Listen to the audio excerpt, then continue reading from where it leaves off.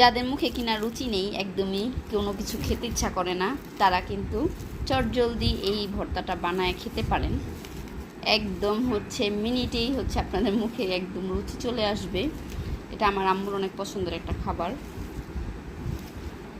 এটা হচ্ছে ডাল ভর্তা, মুসুর ডাল ভর্তা।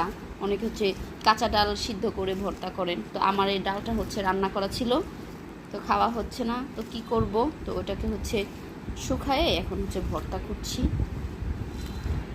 সেই টেস্ট। আমি কখন ভাতটা খাবো, আল্লাহ আমাকে বাঁচায় রাখো ভাতটা খাওয়া পর্যন্ত। কখন যে ভাতটা খাবো আমি, এখনই খাবো। এখনই তো খাবো, মানে সহ্য হচ্ছে না আমার, আর দেরি সহ্য হচ্ছে না। খাবো ভাত, ভাত গরমে দিয়ে আসছি। এখানে এখানে হচ্ছে সরিষার তেল দিয়ে দিলাম।